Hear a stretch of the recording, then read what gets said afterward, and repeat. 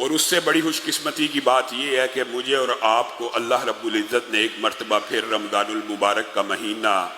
عطا کیا۔ اب میں اور آپ اس بات کے اوپر غور کریں کہ اللہ کی یہ جو نعمت ہے اس کا ہم نے شکریہ ادا کرنا یا اس کو کفران نعمت کے ذریعے ضائع کر دینا۔ رمضان آ گیا، اس کے حوالے سے 2 خطبات آپ کے سامنے رکھے کہ استقبال رمضان کیسے کرنا چاہیے۔ آج اسی بات کو آگے بڑھاتے ہوئے چند باتیں کر کے اپنی بات کو ختم کریں گے۔ پہلی بات، جب بھی آپ نے مسجد میں آنا ہے، پہلی بات جب بھی آپ نے عشاء کی نماز باجماعت ادا کرنے کے لیے اور تراویح کی نیت سے مسجد میں آنا ہے تو وہ جو اجر و ثواب ہیں کہ من خرج من بیتہ متطہرا، جو بندہ وضو کر کے گھر سے نکلتا ہے الی صلاۃ مکتوبۃ، فرض نماز ادا کرنے کے لیے، فاجرہ کاجر الحاج المحرم، اس کا اجر ایسے ہے جیسے اس نے حج کیا۔ یہ فضیلت تو آپ کو مل گئی، لیکن آپ نے گھر سے ایک نیت اور کر کے آنی ہے۔ یہ تو جو بھی بندہ وضو کرتا ہے باجماعت نماز کے لیے آتا ہے اس کو پورے کے پورے حج کی فضیلت مل جاتی ہے، ایک دن میں 5 حجوں کی فضیلت مل جاتی ہے۔ لیکن اگر آپ اس کو ملٹیپلائی کرنا چاہتے ہیں، آپ آ رہے ہیں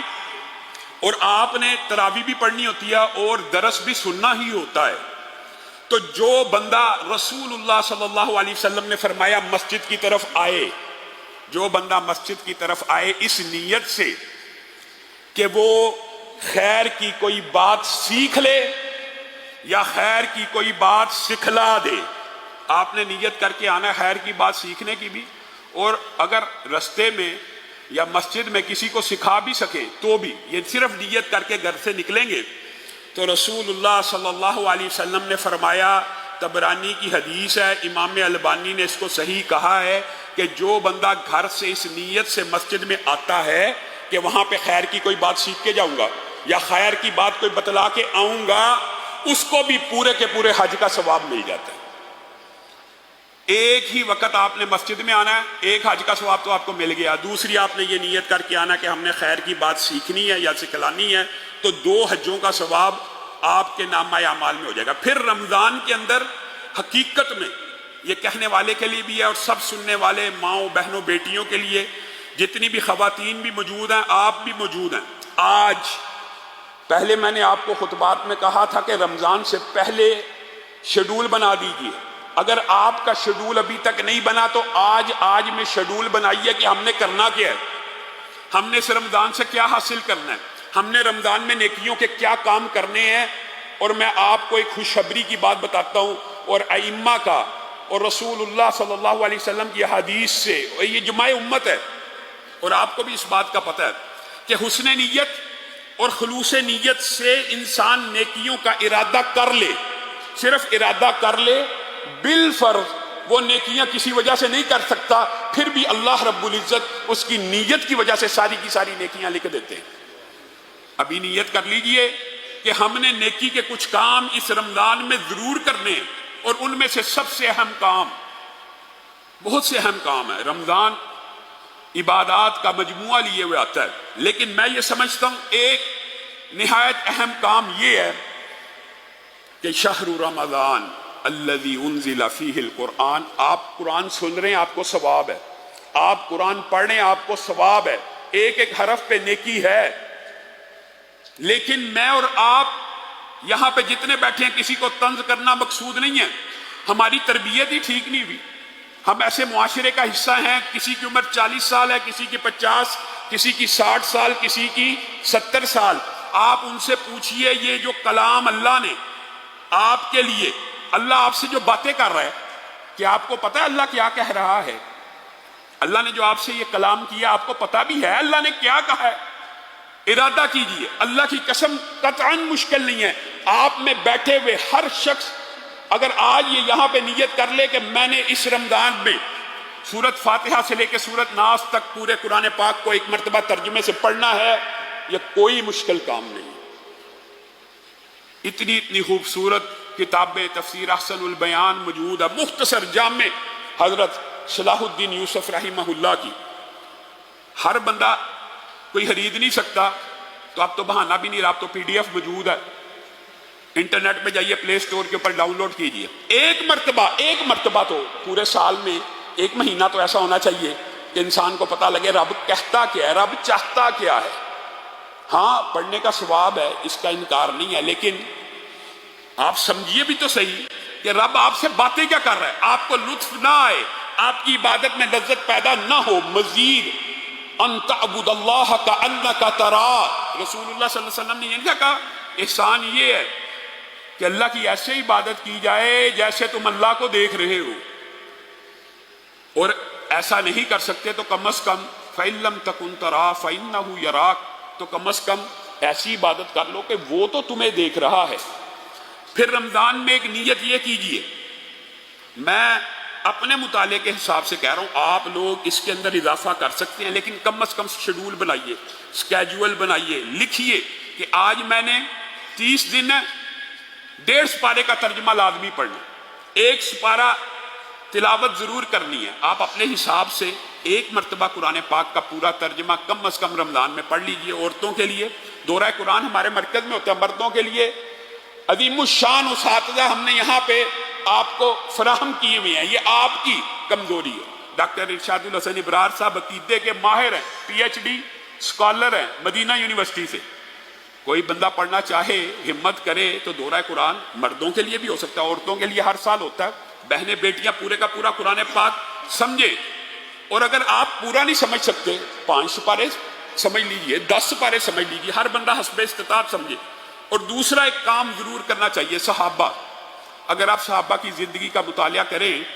تو صحابہ پوری زندگی کے اندر سب سے زیادہ جو خطرہ اپنی ذات کے بارے میں محسوس کیا کرتے تھے وہ نفاق کا تھا، نفاق کا، کہ کہیں میں منافق تو نہیں ہوگا۔ حتیٰ کہ ایک تابعی نے لکھا ہے میں 200 صحابہ کو ملا ہوں، 200، ان میں سے ہر شخص یہ فکر میں ہوتا ہے کہ کہیں میں منافق تو نہیں ہو گیا، کہیں میرے اندر ریاکاری تو نہیں آ گئی، کہیں میں نفاق میں مبتلا تو نہیں ہو گیا۔ تو یہ رمضان آپ کے لیے اتنی عظیم نعمت ہے، اللہ کا یہ شکر ہے، اللہ کا شکر ہے۔ اور بات تھوڑی سی سوچنے والی بھی ہے، آج عشاء کی نماز ہے، مسجدیں بھر گئی ہیں، صرف یہ مسجد بھری ہے نہیں، پورے لاہور کی جتنی مساجد ہوں گی بھر جائیں گی۔ اللہ کی قسم اگر معاشرہ پورا سال ایسے مسجدوں کو بھر دے تو معاشرے میں انقلاب آ جائے۔ آپ نے رمضان کے اندر تو اللہ کا شکر ہے، یہ بھی معاشرے کی میں کہتا ہوں کہ ہماری ٹریننگ ہوئی ہے کہ ہم رمضان میں باجماعت نماز پڑھتے ہیں، لیکن آپ کو ایک خوشخبری اس میں یہ ہے کہ اگر آپ آج ارادہ کریں کہ 5 نمازیں رمضان میں تو میں باجماعت پڑھتا ہی ہوں، تو 30 دن یہ باجماعت نمازیں اور 10 دن شوال کے اگر آپ ساتھ ملا لیں تو رسول اللہ صلی اللہ علیہ وسلم نے فرمایا جو بندہ 40 دن باجماعت نماز تکبیر اولیٰ کے ساتھ پڑھتا ہے، تکبیر اولیٰ سے مراد جس کو ہم پاکستان وغیرہ میں تکبیر تحریمہ کہتے ہیں، اللہ اکبر، اس کے ساتھ 40 دن اگر نماز پڑھے گا باجماعت تو اس کے لیے منافقت سے اور نفاق سے برات لکھ دی جاتی ہے، نمبر 1 بات۔ اور نمبر 2 بات، اس کو اللہ رب العزت آگ سے آزاد فرما دیتے ہیں۔ آپ ارادہ تو کیجئے اللہ رب العزت، اور پھر 30 کے 30 روزے رکھنے کا، یہ اراکین اسلام میں سے۔ ہم ایسے معاشرے میں ہیں ہم نے یہ سمجھا صرف نماز ہی رکن ہے، نماز بھی لوگ کئی کوتاہی کرتے ہیں، کم اس میں سستی کر جاتے ہیں، لیکن زکوٰۃ میں سستی انتہا کی ہے، اور علماء سے فتوے لے لے کے اپنی زکاتوں کو بچایا جاتا ہے، اس چیز کے اوپر زکات نہیں لگتی، اس چیز کے اوپر لگتی ہے۔ میں نے پلاٹ خریدا تھا بیچنے کی نیت سے، اب رمضان آ گیا، اب میری نیت ہے میں اس پہ گھر بھی بنا سکتا ہوں، میرا ارادہ ہے میں اب گھر بنا لوں گا، تو اب اس کے اوپر زکات نہیں لگے۔ یہ آپ اللہ کے ساتھ کیا کر رہے ہیں؟ جو پلاٹ جو پراپرٹی جس نیت سے خریدی اللہ کو نہیں پتا، اللہ تعالیٰ بھولنے والا۔ یعنی زکات بھی رکن اسلام ہے، جس طرح نماز رکن ہے زکات بھی ہے، اسی طرح روزہ بھی ہے۔ آپ ساری زندگی روزے رکھتے رہیں، فرض روزہ نہ رکھیں تو اجر و ثواب کو نہیں پہنچ سکتے نفلی روزے میں، فرض روزے کے۔ اور ارادہ کیجئے کہ میں نے نیکی کا یہ کام کرنا، ہر روز آسمان سے فرشتہ اترتا ہے جو ندا دیتا ہے کہ خرچ کرنے والے کا مال بڑھا، جو ندا دیتا ہے مال روکنے والے کا مال تلف کر لے۔ اگر 30 دن رمضان میں آپ اپنا یہ شیڈول بنائیں گے نا کہ میں نے 1 سپارہ پڑھنا ہے، 1.5 سپارے کا ترجمہ پڑھنا ہے، یہ میں نے 30 دن باجماعت نماز اور 10 دن شوال کے ملا کے انشاءاللہ 40 دن باجماعت نماز پڑھنی ہے، 30 روزے یہ رکھنے ہیں اور 6 شوال کے رکھ کے ایسے ہو جاؤں گا جیسے پورا سال روزہ رکھا ہے۔ یہ حدیث بھی صحیح ہے، ارادہ کریں، اللہ تعالیٰ ہمت دیتا ہے۔ بعض لوگ نزلہ زکام کھانسی ہو جائے روزہ چھوڑ دیتے ہیں، بھی مجھے شوگر ہے، شوگر والوں کے لیے تو روزہ مفید ہے، اور روزہ بذات خود ایک ایسی عبادت ہے، محدثین نے لکھا ہے سبحان اللہ کہ روزہ جس بندے کو خطرہ ہونا منافقت کا اور ریاکاری کا، اس کے لیے 2 علماء نے باتیں لکھی ہیں، 2۔ ایک اس میں عبادت روزہ ہے کہ جو بندہ روزہ رکھتا ہے نا اس کے دل سے نفاق اور ریاکاری ایسے نکل جاتی ہے کہ کوئی چیز بھی باقی نہیں رہتی ذرے برابر بھی۔ وجہ اس کی وجہ آپ بھی جانتے ہیں، میں بھی جانتا ہوں، غور کیجیے۔ روزہ ایک واحد ایسی عبادت ہے، لوگوں کے سامنے بھی انسان چل رہا ہے تو کئی دفعہ لوگ دیکھ رہے ہیں میں روزے دار ہوں، لوگوں کو پتہ لگ گیا، لیکن زیادہ تر حصہ روزے میں ایسا آتا ہے آپ گھر میں اکیلے ہیں، آپ راہ چلتے اکیلے ہیں، پانی پی سکتے ہیں، کھانا کھا سکتے ہیں، کس کے لیے نہیں کھاتے؟ اللہ کے لیے نہیں کھاتے، تو ریاکاری کے لیے مجرب ترین وظیفہ روزہ رکھنا ہے۔ اور دوسری جو بات ہے وہ آئی ہے وہ بھی سمجھ لیجئے، وہ یہ ہے کہ کوئی بندہ یہ چاہتا ہے کہ اس کے دل سے ریاکاری مکمل ختم ہو جائے، نفاق ختم ہو جائے، وہ جب پورے کا پورا معاشرہ نیند میں ہو، بیوی بچے بھی سو جائیں، وہ وضو کرے، اٹھے اور 2 رکعت اللہ رب العزت کی بارگاہ میں ادا کرے۔ اس وقت جب وہ 2 رکعت ادا کر رہا ہے تو اس کی نیت میں ریاکاری نہیں ہو سکتی، کیونکہ نہ بیوی کو پتہ ہے، نہ بچوں کو پتہ ہے، نہ ساتھ والے نمازی کو پتہ ہے۔ جو کھڑا ہے باجماعت نماز کے اندر، بعض اوقات یہ خیال آ سکتا ہے کہ ساتھ والا بندہ مجھے دیکھ رہا ہے، میں اپنی نماز کو بہتر کروں، تو جو بندہ تنہائی میں اکیلے 2 رکعت نماز کے لیے کھڑا ہو گیا ہے اس کی بھی ریاکاری ختم ہو جائے گی، اس کے اندر سے بھی نفاق ختم ہو جائے گا۔ اللہ کے بندو، رسول اللہ صلی اللہ علیہ وسلم نے اس عظیم مہینے کے حوالے سے جتنی باتیں کی ہیں ان کا دباچہ میں آپ کے سامنے 2 خطبات میں رکھ چکا ہوں، لیکن یہ جو عبادت روزہ ہے، رسول اللہ صلی اللہ علیہ وسلم نے فرمایا کہ کوئی نیکی 10 سے لکھی جاتی ہے، کوئی نیکی 700 تک لکھی جاتی ہے۔ انفاق فی سبیل اللہ آپ کو پتہ 700 سے بھی زیادہ لکھی جاتی ہے، اللہ کی مرضی ہے جتنی اللہ لکھ دیتا ہے۔ لیکن ایک نیکی ایسی ہے کہ فرشتے جب اس نیکی کو قلم بند کرنے کے لیے آتے ہیں، دنیا کی باقی تمام نیکیاں لکھی جاتی ہیں، اس نے 1 روپیہ دیا 700 لکھ دو، 7000 لکھ دو، نیت کے اوپر ڈیپینڈ کرتا ہے، 7 لاکھ لکھ لو، 70 لاکھ لکھ دو، 70 کروڑ لکھا جاتا ہے۔ لیکن جب روزہ دار روزہ افطار کرتا ہے تو فرشتے اس نیکی کو لکھنے کے لیے بڑھتے ہیں اور لپکتے ہیں اور لکھنا چاہتے ہیں، اللہ سے پوچھتے ہیں کیا لکھا جائے، تو اللہ کہتا ہے الصوم لی، اس کو صرف روزہ لکھ دو، اس کو صرف روزہ لکھ دو، یہ میرے لیے ہے اور تمہیں نہیں پتا یہ کتنا لکھنا ہے، میں اس کی جزا دوں گا، کب دوں گا؟ کل قیامت کے دن دوں گا۔ اور محدثین نے اس جزا کے بارے میں آپ کو اور مجھے کچھ آگاہ بھی کر دیا۔ بعد محدثین نے لکھا وہ اتنی بڑی جزا ہوگی، اتنی بڑی جزا ہوگی، اتنی بڑی جزا ہوگی، جو کیلکولیشن فرشتوں کو اللہ تعالیٰ نہیں لکھوا رہا، جب اللہ اپنے مرتبے کے مطابق اس کی جزا لکھے گا یا دے گا تو بندہ سوچے گا کاش ساری زندگی روزہ ہی رکھتا رہتا۔ اور دوسری یہ ہے کہ کل قیامت کے دن جو روزے دار کو سب سے پہلے جزا ملے گی وہ یہ ہے جو قرآن پاک کی آیت ہے کہ جس وقت اللہ جنتیوں سے مخاطب ہو کے پوچھے گا میرے جنتیوں کس حال میں ہو، جنتی کہیں گے بڑے خوش ہیں، حور و غلمان مل گئی، گھر مل گئے، 1 اینٹ سونے کی ہے، 1 اینٹ چاندی کی ہے، شرابیں مل گئی، ہر چیز مل گئی، تو اس وقت اللہ رب العزت اپنے چہرے سے حجابوں کو اٹھا دے گا، وجوہ یومئذ ناظرہ الی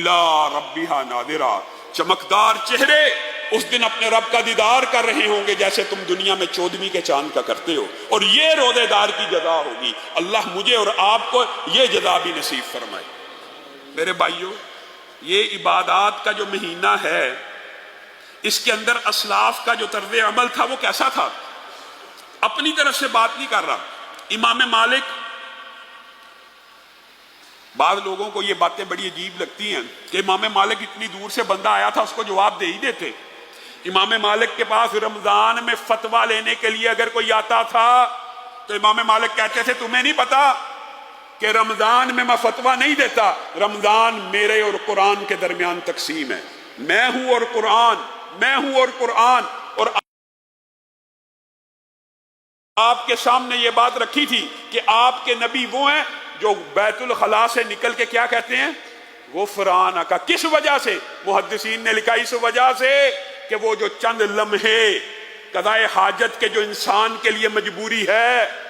اس میں وقت لگا,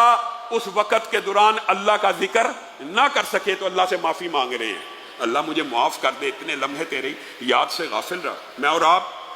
پورے کا پورا مہینہ میرے اور آپ کے مقدر میں آج اللہ رب العزت کی کتنی عظیم نعمت ہے. کاش آپ کو وہ اللہ تعالیٰ سماعت دے کہ آپ قبروں میں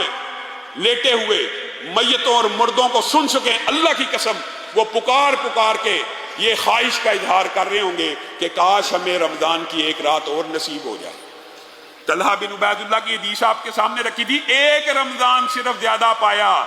وہ شہید ہو گیا, وہ جہاد فی سبیل اللہ کرنے والا, اور یہ ایک عام عبادت گزار مسلمان ہے, اس نے ایک رمضان زیادہ روزے رکھے, اس کا درجہ جنت میں اس سے اتنا بڑا ہے کہ جتنا زمین و آسمان کا فاصلہ ہے. وہ حدیث بھی ہم بھول گئے